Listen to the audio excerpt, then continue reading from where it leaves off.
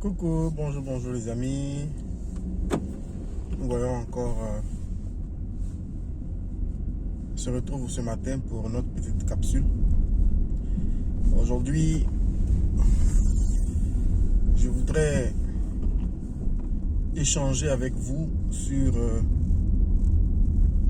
la façon dont nous utilisons les réseaux sociaux.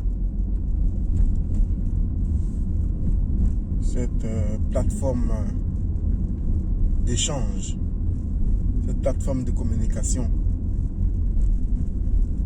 a été malheureusement transformée en un lieu de poubelle par nos frères africains. Moi, je parle de ce que je vois. Je ne sais pas s'il y a des Européens qui font ça ou bien des Asiatiques qui font ça aussi, je ne sais pas, mais moi, je parle de ce que je vois.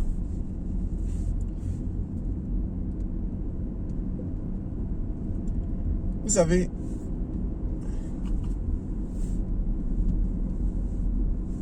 peut-être que en utilisant les réseaux sociaux et en mettant certaines choses là-dessus, pour vous, votre objectif à court terme, c'est de faire le buzz. Mais ce que vous ne savez pas, c'est que ces vidéos que vous mettez là, une fois qu'ils sont postés, ils ont des répercussions que vous ne pouvez pas imaginer. Une fois que vous les postez, ils sont vus dans le monde entier. Et les gens se posent la question de savoir pourquoi est-ce que les Africains, moi j'ai des amis européens qui m'ont demandé ça, mais pourquoi est-ce qu'on utilise des réseaux sociaux de la sorte? Ça part des merconniers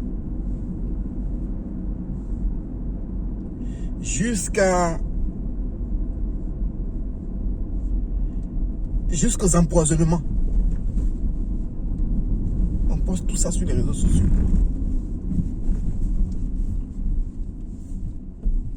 Les merconniers, les arbres producteurs de mercon, injurier la partie intime des femmes. C'est-à-dire, c'est devenu maintenant banal. Moi, ça fait, depuis le temps que moi j'ai mis mon pied ici, ça fait des années, je n'ai jamais entendu de la bouche d'un Européen une injure pareille. Jamais. Ils s'insultent, hein. Ils font les trucs.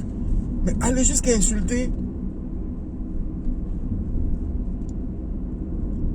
le sexe là, en tout cas moi, personnellement, je ne l'ai pas encore vécu.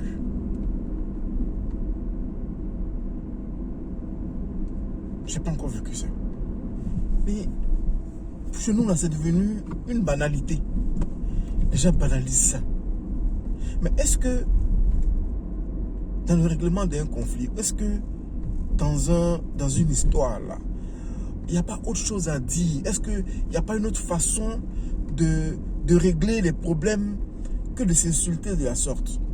Vous savez, parfois, des conflits naissent d'un petit malentendu, pour lesquels on n'a même pas besoin d'aller loin, hein. Pour lesquels on a juste besoin d'écouter, de s'écouter mutuellement, pour savoir qu'en réalité, c'était juste un petit malentendu qu'on peut régler à la minute. Pas besoin d'aller s'exposer sur les réseaux sociaux. Parce que, en communication, sachez qu'il y a ce qu'on dit, il y a ce que l'émetteur, c'est celui qui parle, l'émetteur, il y a ce qu'il dit, et puis il y a ce que le récepteur comprend, celui à qui tu parles. Le message peut être interprété par le récepteur de plusieurs manières. Donc il y a ce que tu veux dire, et puis il y a ce que celui qui est en face entend. Il bien comprend. Ok? Donc parfois, pour des banalités, pour des choses anodines, on s'étale sur les réseaux sociaux, on s'insulte sur les réseaux sociaux. Bon, il y a certains qui le font juste pour faire le buzz, pour pouvoir faire la publicité. pour eux, ils estiment que c'est la meilleure manière. Mais pour nous qui sommes ici, ça ne donne pas une bonne image de nous, de l'Africain. Il y en a aussi qui sont vraiment en train de découdre avec leur, comment je vais dire, avec leur protagoniste. Mais bon, ce matin, je vais dire aux gens de faire attention à ce qu'ils postent sur les réseaux sociaux. Donc, on quitte les marconniers, on arrive, je suis là, hier, mon épouse m'envoie une vidéo. Elle dit, regarde ça. Je regarde. Il s'agit de coach à mon chic, là, la dame qui fait... C'est pour poser question. Et monsieur qui appelle. Et dans sa façon de parler, semble se moquer de la profession de vigile de la dame. Mais... c'est pas possible. À quoi aux choses qu'on appelle ça? Au 21e siècle, là. On est à quoi ce stade-là? Les gens n'ont pas encore compris que... C'est-à-dire qu'avec les réseaux sociaux qui sont là, avec Google, avec tous ces moyens d'information, de communication et de formation, on n'a pas encore compris qu'il n'y a pas de saut métier. En tout cas, pour vous qui ne savez pas, en Europe ici, là, le risque est payé très cher. Ce monsieur dans sa position de vigile, pourquoi vous êtes en train de faire les vidéos pour vous moquer de coach à mon chic là? Ce métier de vigile là, il est très bien payé. Parce qu'on suppose qu'il prend des risques. Il est très bien payé. Vous savez ici, que tu sois fonctionnaire ou pas, c'est-à-dire fonctionnaire, employé, ouvrier, parce qu'ici il y a 3 statuts. Statut fonctionnaire, statut salarié et puis statut indépendant. Voilà. Donc, que tu sois fonctionnaire ou salarié, nous avons tous droit à ce qu'on appelle les primes de vacances. Et puis, nous avons droit à ce qu'on appelle le 13e mois, qui est la prime de fin d'année. Et puis, pour les vigiles, pour ceux qui ramassent les poubelles, pour ceux qui balaient dans la rue, ils ont une autre prime qu'on appelle, pour les vigiles, c'est la prime des risques. Ah, c'est dans le pays où moi je suis. Et pour ceux qui ramassent les ordures, il y a ce qu'on appelle la prime de honte. Donc,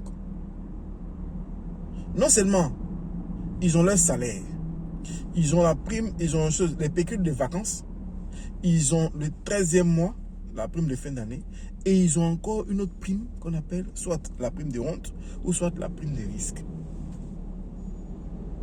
Et les salaires, ils sont tellement bien payés que parfois, toi-même qui as bien en veste et cravate, qui vient t'asseoir dans le bureau là, parfois tu es moins payé que.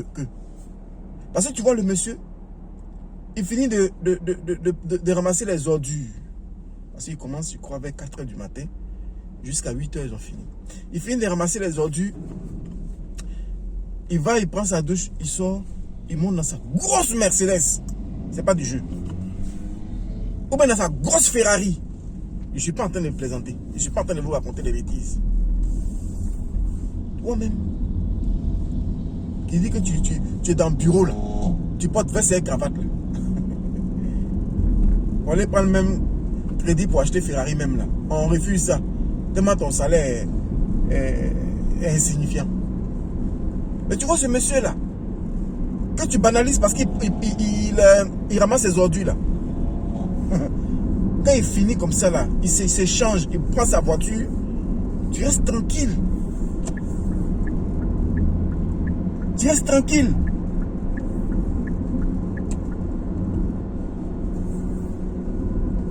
Donc, vraiment, faisons attention.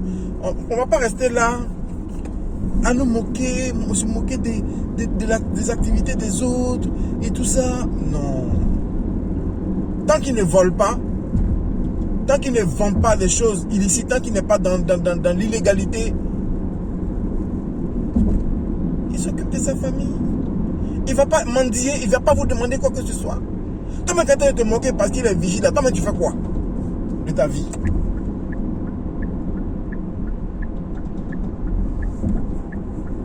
Il faut qu'on arrête ça. Il faut qu'on arrête ça. Je vais dire aux Africains, c'est vrai, parfois on a l'impression que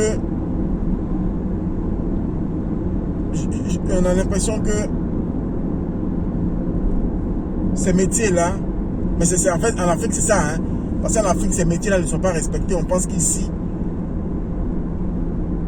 c'est la même situation.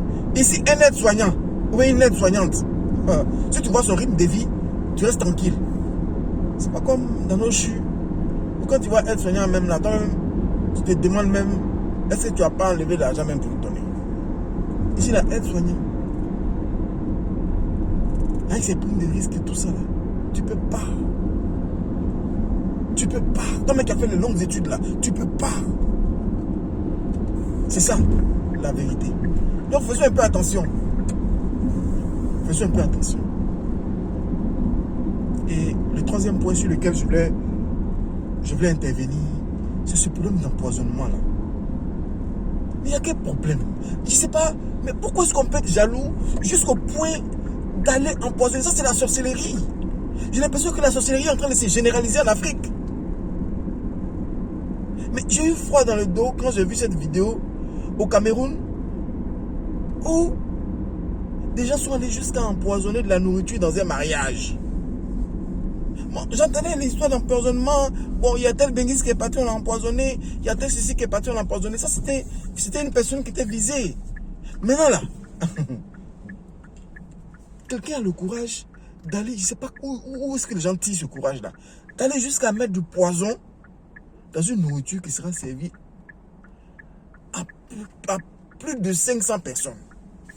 C'est dit, un massacre collectif.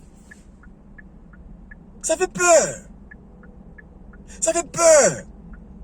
Depuis que j'ai vu ça là, terminé maintenant, je suis ici là, je me promène avec ma bouteille d'eau. Je ne bois plus chez quelqu'un. Je ne mange plus chez quelqu'un. C'est-à-dire que la confiance est finie.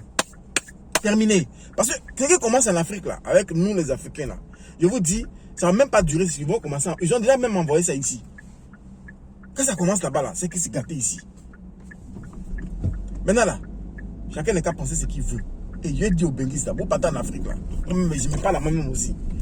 Tu vas en Afrique là, tes enfants et toi, ta femme là, c'est-à-dire que sachez là, sachez ce que vous mangez, où vous mangez, qu'est-ce que vous mangez, où vous buvez, qu'est-ce que vous buvez. Voilà. Plus de confiance en qui que ce soit. C'est quoi cette méchanceté? Le monsieur ne mange pas chez vous. Il ne mendie pas chez vous. Ce n'est pas une charge pour vous. Mais vous le tuez pourquoi? Vous allez jusqu'à empoisonner. Mettre du poison. Mais vraiment, c'est un autre degré de sorcellerie. Parce que le sorcier là, ce n'est pas celui qui mange seulement la chair humaine. Mais c'est tout ça là. Non. C'est décevant. C'est décevant. Je ne sais même pas ce que j'allais dire à mon ami ici, qui a vu aussi la vidéo, cette vidéo-là, mon ami européen, qui me demande, mais c'est quoi ça? Il paraît que les gens meurent chez vous, on les empoisonne. Vous ne faites pas d'autopsie, vous ne cherchez pas, la police ne fait pas d'enquête pour savoir. J'ai dit, mon cher, on est dedans comme ça. J'étais gêné, j'étais gêné. Il cherchait des arguments pour pouvoir véritablement atténuer les choses, mais les réalités sont là. Tu vas atténuer quoi? Hein? Le couple a caillé ses maris là, ils ont fait quoi? Ils sont partis jusqu'à empoisonner, ils sont morts. Est-ce qu'on a besoin d'arriver jusqu'à cet extrême là? Même si on ne voulait pas du mariage là, on n'a pas besoin d'arriver jusque là-bas. Hein? qui as fait ça, là, et puis ils sont morts là, tu as gagné quoi dedans? Non. Enfin, moi, c'était vraiment ma petite vidéo de ce matin. C'est dit, exhorter les gens à vraiment, non seulement essayer d'améliorer votre comportement, mais essayer d'améliorer vraiment tout ce que vous mettez, votre façon d'utiliser les réseaux sociaux. Parce que les réseaux sociaux, là, ce n'est pas fait pour ça. Ce n'est pas fait pour venir s'insulter, ce n'est pas fait pour venir se moquer du travail de ton camarade, ce n'est pas fait pour venir mettre des vidéos où on tue les mariés, où on empoisonne les gens. Ça fait peur. Terminé, moi, il m'a plus chez quelqu'un. Il ne boit plus chez quelqu'un. Quelqu'un qui veut se fâcher. Je ne dis pas que quelqu'un est sale, mais moi, il ne fait plus ça. Si tu veux, il faut préparer le las de nourriture. Terminé. Ah! On est dans quoi? On va où? Ah non. Il doit mourir d'une mort naturelle tranquillement, et puis c'est bon. Ce que Dieu a prévu, là, ce qui va arriver. Mais venir comme ça, tu vas venir m'empoisonner comme ça, juste parce que je vais boire de l'eau chez toi. Pour te faire plaisir, parce que je vais te montrer que non, nous sommes dans des relations fraternelles. Je vais te faire plaisir, il manger un peu chez toi, ou bien il est venu dans ton anniversaire, ou bien dans ton événement. C'est une occasion pour m'éliminer. Terminez ça. Les benguis là, terminez. Ne buvez plus chez quelqu'un. Ne mangez plus chez quelqu'un. Après, il y a les moyens de payer l'eau et puis chose à manger. Alors, vous avez besoin d'aller vous exposer comme ça. Allez les amis, je vous aime. Ciao, ciao, à la prochaine.